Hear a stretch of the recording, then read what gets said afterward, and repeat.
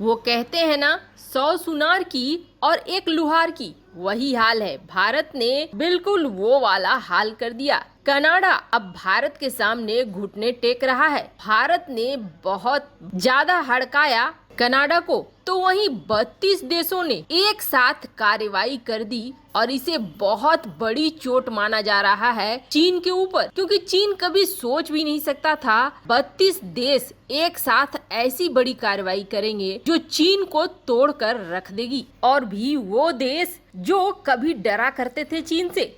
जानेंगे इन खबरों को विस्तार से। भारत की ताकत बदल रही है, ये दुनिया अब देख रही है। भारत और अमेरिका के बीच पिछले कुछ सालों में जो संबंध है और पहले के जो संबंध थे, उसे आप देखेंगे तो बिल्कुल जमीन आसमान का अंतर लगेगा। आपको बता दें, पूर्व पीएम मनमोहन सिंह के खिलाफ एक याचिका दायर कर दिया था खालिस्तानी समूह ने अमेरिका में, और बड़ी बात यह है कि अमेरिका ने उस समय इस याचिका को स्वीकार भी कर लिया था और नोटिस भी जारी कर दिया था वो पीएम डॉक्टर मनमोहन सिंह को, जो अगर आज होता तो फिर आप समझ लीजिए कि कितना बवाल मच जाता सोशल मीडिया पर इस बात को लेकर, और अमेरिका और भारत के रिश्ते पर क्या असर पड़ता। लेकिन अब समय बदल चुका है। अब इस बदलते समय में भारत बहुत ज्यादा पश्चिमी देशों के साथ अब अलाइन हो रहा है, उनके ग्रुप में जा रहा है, और ये चीज अब बड़ी मदद दे रही है भारत को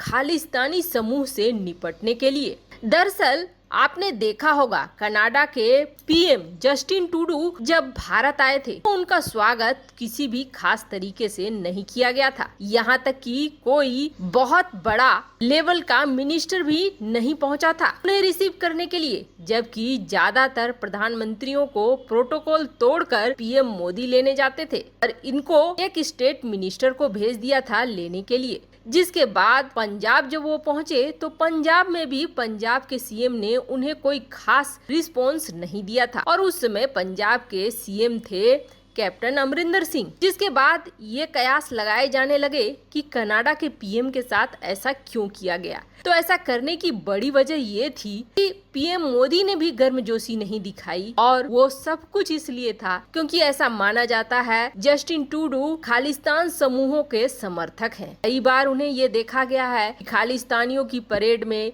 या खालिस्तानियों के प्रदर्शन में ये समर्थन करते स्पीच देते हुए नजर आते हैं, जिसकी वजह से इनके खिलाफ एक छवि सी बन गई है भारत में। ये भारत को तोड़ने वाले संगठन का साथ देते हैं, और ऐसा करने की वजह क्या है तो आपको बता दें, जस्टिन ट्रूडो को अपने देश में सिख समुदाय के चाहिए वोट, इसके लिए वो हर काम करते हैं जिससे कि उसे वोट मिले, और पिछले 2 कार्यकाल से जीत भी रहे हैं जस्टिन ट्रूडो इसी वजह से। लेकिन अब हालात बदल रहे हैं, अब पहले जैसे हालात नहीं रह गए, और भारत भी पहले जैसा नहीं रह गया है। अब भारत ने कनाडा के ऊपर दबाव बनाना शुरू किया, और इस दबाव का असर ये हुआ है कि भारत की एनआईए की टीम पहुंच गई है कनाडा।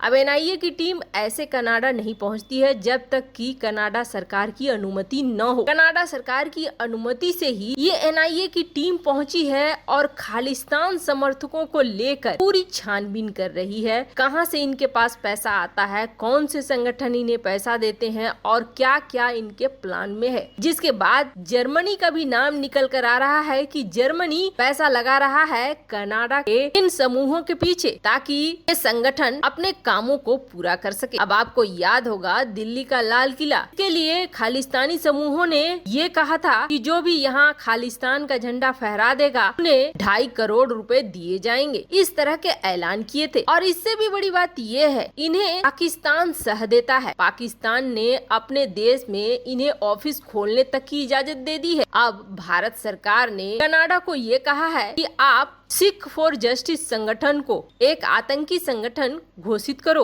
अब अभी तक कनाडा का निर्णय तो सामने नहीं आया है, लेकिन इतना जरूर है कि कनाडा के ऊपर दबाव बन रहा है, जिसका असर है कि एनआईए की टीम कनाडा पहुंची हुई है। और दूसरी तरफ पाकिस्तान में जो ये समूह ऑफिस खोलकर बैठे हैं, उन्हें जरा सोचना चाहिए, अगर सचमुच उन्हें सिख समुदाय की चिंता है तो पाकिस्तान के अंदर सिख समुदाय के लोगों के साथ क्या हो रहा है। तो वही अफगानिस्तान में भी जो सिख समुदाय बचे हुए हैं उन्हें जबरदस्ती धर्मांतरण करने की बात कही जा रही है या फिर उनके ऊपर बड़ा खतरा मंडरा रहा है। भारत के सिख समुदाय अभी भी इन ग्रुपों का समर्थन नहीं करते हैं। पंजाब में ये देखा गया है कि जो खालिस्तान की बातें कहता है वो हमेशा चुनाव हार जाता है और ये एक ऐसा समुदाय है जो बेहद प्रतिष्ठित और बहुत सफल है। सिख समुदाय के लोगों ने न सिर्फ सेना बल्कि उद्योग से लेकर कई ऐसी चीजें हैं जिसमें उपलब्धि हासिल की है। वो समुदाय है जो अपने कैरियर पर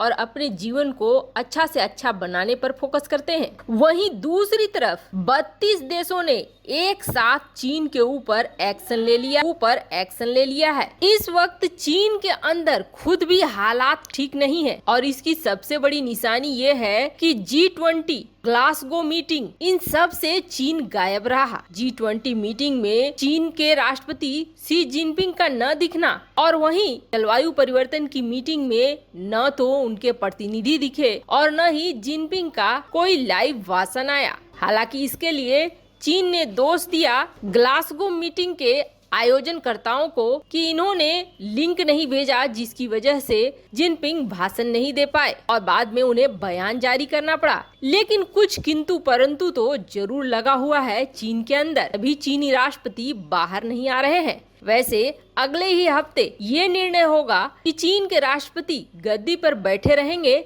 या गद्दी से उतरेंगे। अगले ही हफ्ते होने वाली है मीटिंग, जिस मीटिंग में ये निर्धारित होगा कि क्या जिनपिंग को तीसरा कार्यकाल मिलेगा या फिर उनके हाथों से कमान जाएगी। पर जिनपिंग ने जो हालात बनाए हैं उस हालात से दुनिया भर में चीन की बदनामी ही बदनामी हुई है। चीन ने जो एक छवि बनाई थी वो छवि बुरी तरीके से टूट गई है और दुनिया के देश जो पहले चीन के ऊपर निर्भर थे धीरे धीरे अपनी निर्भरता हटा रहे हैं और चीन के ऊपर विश्वास करना भी बंद कर रहे हैं। चीन की हर चीज को बहुत ही शक के निगाह से देखी जा रही है और ये सब कुछ हुआ है कहीं न कहीं जिनपिंग की वजह से। जिनपिंग ने जिस तरीके की विदेश नीतियां अपनाई वो विदेश नीतियां एक के बाद एक भारी पड़ रही है चीन के ऊपर। वहीं ये तो उम्मीद जताई ही जा रही थी कि चीन के ऊपर बौखलाए देशों का गुस्सा उतरेगा ही उतरेगा और ये गुस्सा अब उतर भी रहा है। आर्थिक तौर पर चीन के ऊपर सबसे बड़ा कार्रवाई माना जा रहा है 32 देशों का। 32 देशों ने ये ऐलान कर दिया है कि 1 दिसंबर से चीन के साथ जो व्यापार होते थे और चीन को खास तौर पर टैक्स की सुविधाएं दी जाती थी, टैरिफ की सुविधाएं दी जाती थी, उन सारी चीजों को बंद कर दिया जाएगा। 32 देशों द्वारा इतनी बड़ी कार्रवाई का मतलब है चीन की अर्थव्यवस्था में बहुत बड़ा छेद। जो चीन दुनिया भर के कई देशों के साथ ड्यूटी फ्री व्यापार करता था वो चीजें अब खत्म हो रही है और चीन की कस्टम ऑफ चाइना ने इसकी पुष्टि भी कर दी है कि हाँ 32 देशों ने अब 1 दिसंबर से ये लागू करने का फैसला कर लिया है। वैसे आपको क्या लगता है, क्या 32 देशों ने चीन के खिलाफ जो ये कदम उठाया सही है? कमेंट कर अपनी राय जरूर बताएं। जल्द मिलते हैं अगले वीडियो में नई खबर के साथ।